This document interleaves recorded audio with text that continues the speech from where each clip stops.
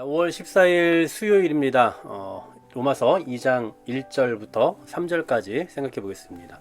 1장 말씀을 좀 간략하게 다시 한번 좀 정리를 해볼게요. 1장 18절 말씀에 보면 하늘로부터 나타나는 하나님의 진노가 있다라고 말씀드리죠. 그리고는 그 다음 19절부터 마지막 32절까지 보면 구체적으로 인간이 하나님의 진노를 피할 수 없는 이유가 뭔가를 쭉 말씀해 주세요. 그러니까 이런 모든 그 과정들을 쭉 살펴보면 결국 인간의 어떤 그 죄는 인간을 마치 다스리고 있는 것처럼, 그러니까 다른 표현으로 하자면 인간이 마치 어떤 그 죄라는 진흙탕 속에 처해 있는 것처럼 죄에 깊이 관여되어 있다라는 것을 계속 보여줬죠. 그렇게 하고는 이제 2장에 들어와서는 약간 좀 주제를 다른 쪽으로 이제 시작하게 됩니다. 유대인에 대한 이야기를 해요. 여기서 말하는 주된 요지는 유대인들 역시 하나님의 진노를 피할 수가 없다. 이것을 깨닫도록 하기 위해서 2장의 내용을 쭉 이제 나열을 해 나갑니다.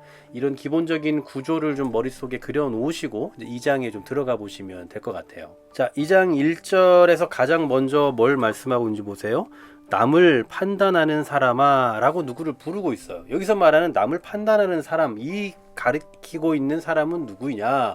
두 가지 견해가 있더라고요. 첫 번째로는 우리가 오늘부터 생각해 보게 될 그 주된 주제죠. 바로 유대인이다 라는 견해가 있어요. 근데 이제 문제는 그렇게 보기에는 나중에 2장 17절 정도 뒤쪽에 가서나 그제서야 유대인이라 불리는 네가 그제서야 유대인이라고 직접적으로 언급을 하거든요.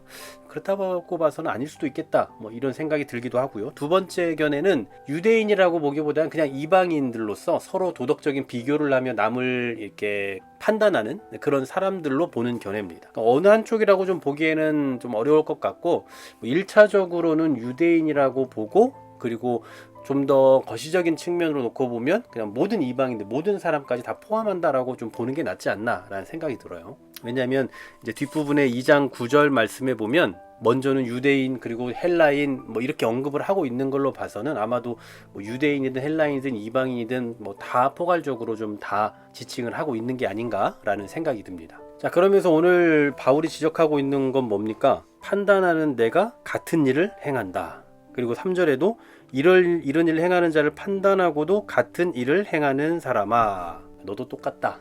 이 얘기를 하고 있는 것 같아요. 유대인들을 생각해보면 그 사람들은 뭐 자기들이 아브라함의 자손이다, 율법을 갖고 있다, 나는 도덕적으로 더 우월하다, 뭐 이런 주장을 하지만 실제로 놓고 보면 똑같다 이 얘기예요. 너도 같은 일을 행하고 있다. 너도 누군가를 비방하고 비판할 자격이 없다. 이 얘기를 하고 있는 거죠. 그러니까 오늘날로 이야기하자면 뭐 나는 어느 교회를 다녀요. 뭐 주변에 유명한 뭐 큰 교회를 다녀요. 뭐 나는 뭐 성경을 가지고 있어. 나는 기도를 잘하고 있어. 나는 어떤 직분을 갖고 있어. 뭐 나는 세례를 받았어.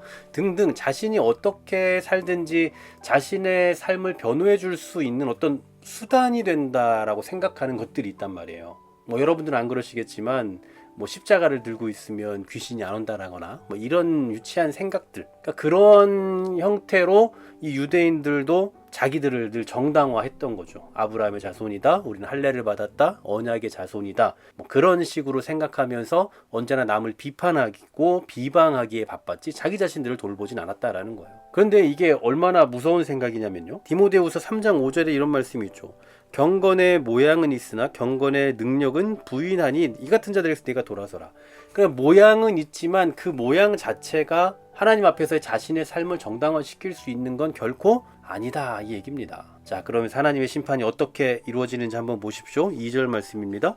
이런 일을 행하는 자에게 하나님의 심판이 진리대로 되는 줄 우리가 안다. 진리대로. 여러분, 사람은 판단에 실수가 있잖아요. 그리고 언제나 보면 어떤 문화적인, 시대적인, 아니면 공동체가 갖고 있는 그 속성에 따른 그 각각의 다른 기준들을 가지고 평가를 하고 판단을 합니다. 그러니까 언제나 그 판단의 잣대가 다르기도 하고 또 잘못되기도 하죠. 그러나 하나님의 이 판단, 하나님의 심판은 어떻다고요?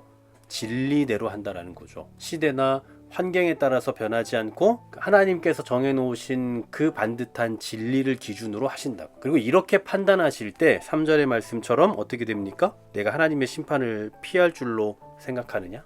즉 아무도 피할 수 없다라는 거죠. 그 하나님의 진리를 잣대로 진리를 기준으로 하는 그 판단과 평가에 의해서는 그 누구도 심판을 피할 수가 없다라는 얘기. 이 말씀에서 좀 생각나는 말씀이 하나 있는데요. 누가복음 3장 7절 8절이에요.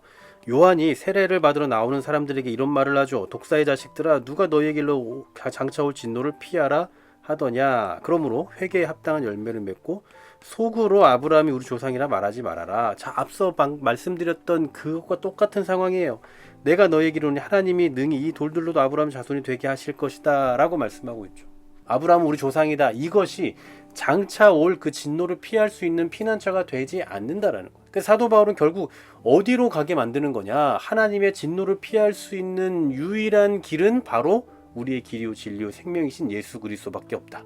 바로 그 복음을 말하기 위해서 이 장차 우리에게 다가올 그 진노를 피할 수 있는 자격도 없고 그런 기준도 없고 우리는 아무것도 가진 게 없다라는 것을 계속해서 강조해주고 있는 겁니다. 앞서 우리가 1장에서는 사람은 정말 죄인이다, 피할 수 없다, 이걸 생각했잖아요. 근데 오늘 2장에 들어오자마자 유대인들도 그 어떤 형태와 어떤 모양을 갖고 있더라도 그것으로 피할 수 있는 거 아니다 라고 또다시 이야기하고 있는 겁니다. 그러니 결국 우리는 언제나 어디로 귀결되냐면 예수님의 십자가로밖에 갈 수 없는 거예요. 예수님의 십자가의 사랑 아니면 우리는 살아갈 수 없다. 다시 한번 우리의 연약함을 인정하고 우리 인간의 나약함을 인정하는 이 아침이 되셨으면 좋겠고요. 그리고 우리에게 필요한 건 오직 예수 그리스도의 십자가밖에 없다라는 것 다시 한번 깊이 인식하는 이 하루 되시기를 간절히 소망합니다.